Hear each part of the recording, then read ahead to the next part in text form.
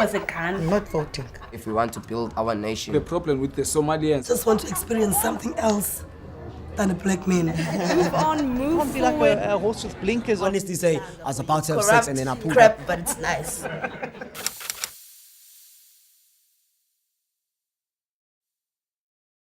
My name is Peter John. I am a social activist, a historian, archivist, and a photographer. My name is Mnedi. I'm an anti-neoliberal globalization activist in our communities. My name is Jennifer Joseph. I'm working here by the community house for 23 years. My name is Tola Kosha and I'm with Housing Assembly. I work with the youth. So my name is Khalib Khalant. I'm an information warrior. I work with the Right to Know campaign in the Western Cape. My name is Kolema Kokoza and I'm convener for Housing Assembly. I'm staying in Athlone Informal Settlement for nearly 30 years. There have been so many protests. Protests have lost its effectiveness, right? And for me, that's an interesting statement because I want to know why, right? So often we say we protest and then we have our service delivery protest because our government's not listening. But I think what has happened is rather than protesting our frustration about government not listening and coming to the table to say, actually, this is what we're wanting and engaging, what often happens is we protest and then there's some bone that is thrown to us. Okay, there's a little something, and then we're all very satisfied. Okay? Because now I've got my whatever. Right? We don't become satisfied. I think we brawl. We fight over that bone that is given to us. It's not actually that we pull back and we are satisfied. We fight with that. But we fight each other. We fight each other. This is the thing. This is the thing. We fight each other. Yes. Rather than saying, actually, there was a bigger thing here, whether it's housing or sanitary pads or whatever. That's the goal. Yeah? Security, street lights, for example, in my community. I can't walk after dark because the lights are, and therefore there's this criminal element or whatever. That's the bigger thing. But if you just give me a street light here, in section C, then now we're satisfied because I've gotten what I wanted. But actually the issue for the broader community is not there. And so that question of solidarity then disappears because I've been satisfied. My belly is full. So it's become very individualized.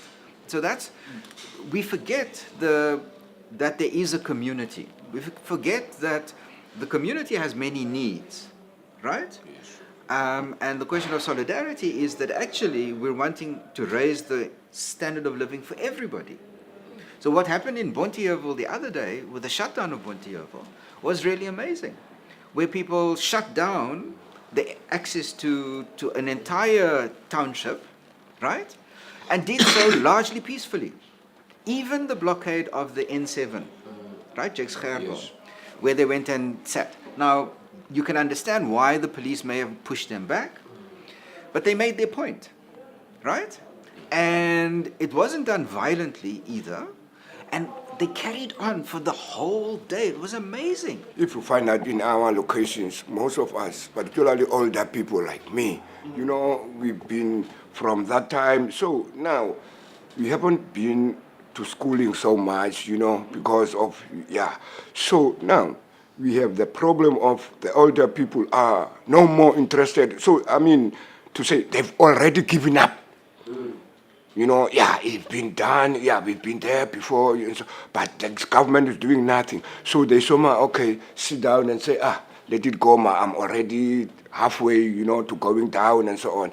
But if we can be able to get to those people and try to inform them in our own languages, yes, try, and have a support of, some places are so very much for, like we tried to make a march last time, but because of transportabilities, we could not get as much people as we wanted to Cape Town.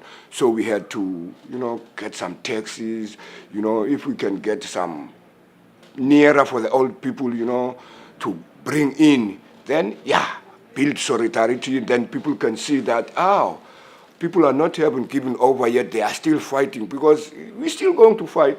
That's my grandchild. She's still, even if me, the fight is going to happen still.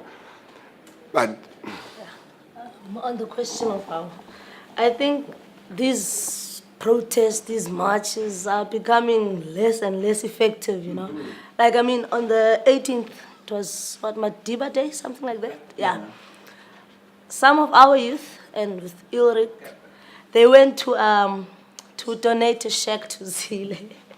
Not because they were just doing it, but because we want answers. We want to know, we want to be informed about the housing allocation criteria, who gets, who doesn't get, the housing backlog, you know, those type of things, which you never actually get answers about. So I think now it's time to think differently. Let's camp outside their houses. You know? now there is this issue which we also try to put it along the communities. If we cannot vote, say, I know the informal settlement in Western Cape, maybe there's nearly 300 by now, all over Western Cape. Just imagine that backlog, it's on its own. And you see, there's also some backyarders, right? You see, they are not counted, but I'm counting only the informal settlements. Nearly 300 and some odd. The last time it was 260, but there's new Ramaphosa crop up now of this issue of land grab and so on and so on. You see, so for me, it's if we can say, can have a chance to go all to this informal settlement and backyarders and say, hey, 2019, let's not go and vote. Let's sit and see what is, because we don't see what we are voting for. The way I see it is, we are voting for ourselves to be killed, because they don't come to us and talk to us anything. They just come to us when they finish among themselves what is good for us. They don't come and ask us and sit down. So even if sometimes they do that window dressing, we call it, they do sometimes that window dressing, right? So if there is some people which are got so lot of questions to ask, and then you being, don't you talk too much, you, and they don't engage, you know, they just come and tell us what they've decided for us, without us. But isn't there something in the, well, government must give me a house for free, they must provide this, etc., etc. Isn't it then right that government says, well, okay, we'll just decide for you, we'll just do for you, okay? Because, and to some extent, I'm problematizing what you're saying because when we vote government in, and then we vote on the basis that you will give me a house, okay, and that's my measure. Yes. I'm not sure that that's necessarily why we have a representative government. So where this notion has crept in, right, that government must do everything for us, I think is already usually problematic. That's undermined us. That's demobilized us. So of course there's stuff on how we protest. Yeah, and you know, we work in the area of the right to protest, and we would support expand the right to protest. But there's very little examples of where communities are doing stuff that they say, actually, this is how we want to live, right? You talked earlier about how we all do our activism in our little corner. Okay, so Housing Assembly calls a march, and then it's only if you support the housing struggle, you know, and then SJC calls a march, and then it's only if it's about water and sanitation. But how, for example, are we making housing issue a climate change issue? We, for example, have a 1 million climate jobs campaign, right? That's looking at the issues of climate change. That's going to be the biggest thing, I think, to hit all of us collectively. It doesn't matter if you're rich or poor. So how do we make our housing struggle also a climate change struggle? Also a security for women struggle. But actually, the way that we craft our, is often just my little issue. And I don't really take into account all of this stuff. So where's the example of how we have built a community in the way that we want to live?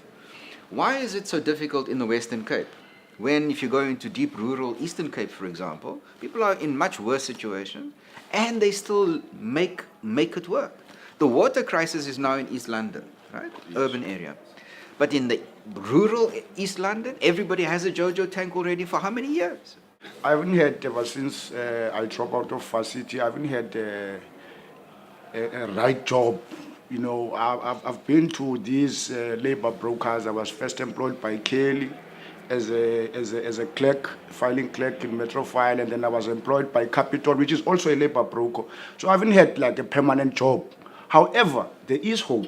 I mean, if we educate ourselves, we share information amongst ourselves, we mobilize people. Like, for example, what we have done recently in our communities, we were able to grab land, you know, that has not been used for decades, and to have, I mean, people now building shacks in those lands so that they can be free, you know, of renting 800 per month, you know, where they rent in townships. We've been able to actually to grab these lands. However, we were told when we went to the Legal Aid Board that Judge President Klope and Judge Siraj Desai, who is Deputy President of the Cape High Court, we were told that they have said that we must not be represented by legal aid advocates or attorneys. You know, they said that the lawyer actually that we have an interview with in the Reserve Bank offices, the legal aid, he said that he's not going to be able to assist us, to represent us in court, you know, with this case that we had with the High Court, you know. He said, no, we can't. The only thing that we can do is to fight for ourselves. And he made an example that other areas have won these land spaces through anarchy.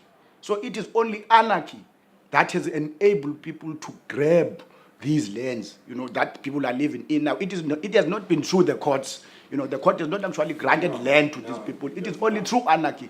So I believe, and that's what actually we did also. We had to ban factories, you know, because of they were destroying our shacks, you know, which cost more than 4,500 a shack. So they destroyed our shacks on the 18th of May, hundreds of them, you know, and we had to respond, and we had to respond violently. You know, we had to ban factories, everything. But that is wrong. However, that's how the government then ultimately... That is wrong to be violence, man. But if you remember, most of the things which we have to win is because by anarchy. Because now when we go around the table, it's promises and promises and promises. What then? Because innocent people get so.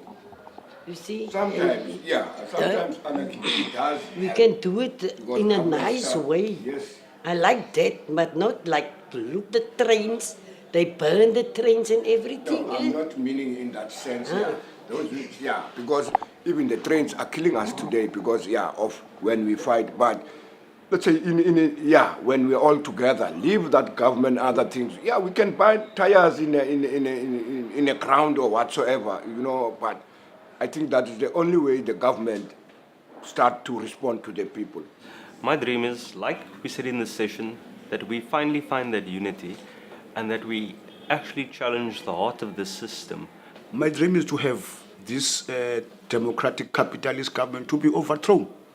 My dream is everything must come right in South Africa and all must stand together. My dream is for everyone to have a 50-50 chance. My dream is that we let go of the familiar and we try something new. My dream is to have all my grandchildren find work. Yazi, you should ever sit and talk with people, or else take a walk and create a straight talk. Talk what is nice, it will make you feel stronger. Listen what is right and say what is wrong. You should ever sit and talk with people, or else take a walk and create a straight talk. Talk what is nice, it will make you feel stronger. Listen what is right and say what is wrong.